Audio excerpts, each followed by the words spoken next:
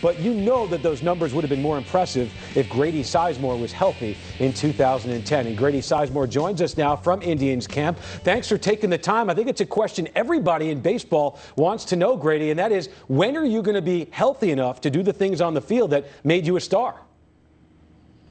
Well, it's coming along. It's going to be it's not too long from right now. It's been a long rehab, but looking to get in some games hopefully towards the end of next week.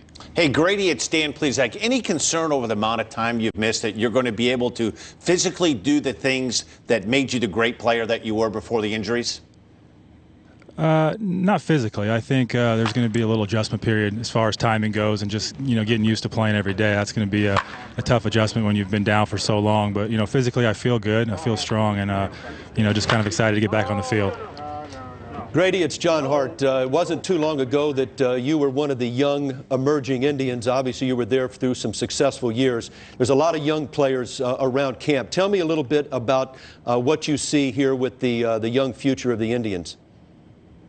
Well, we got a lot of talent. I think there's a lot of young guys that got a chance to play last year and got some experience. So hopefully those guys are going to come back and be stronger this year, and really step in and help us out there and help us win games.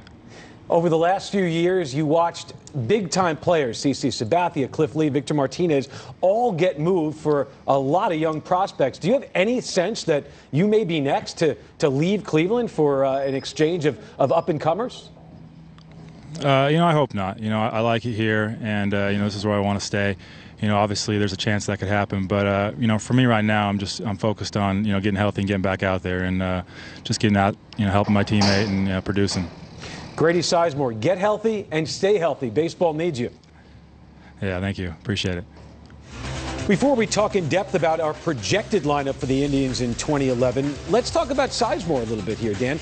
This was an explosive guy who could run, he could hit, and he could track down balls in the outfield like nobody's business. Everything you said, and I think one dimension that this club drastically needs right now is a confidence boost, because I think you look at that roster, every team needs to have that identity, that guy that they say, boy, he's going to lead the charge. And I think all the things, the physical skills that Grady Sizemore possesses, I think what the Indians in that lineup missed, they missed his presence. They missed that guy that's a five-tool player that when you get out in the field, you go, you know what?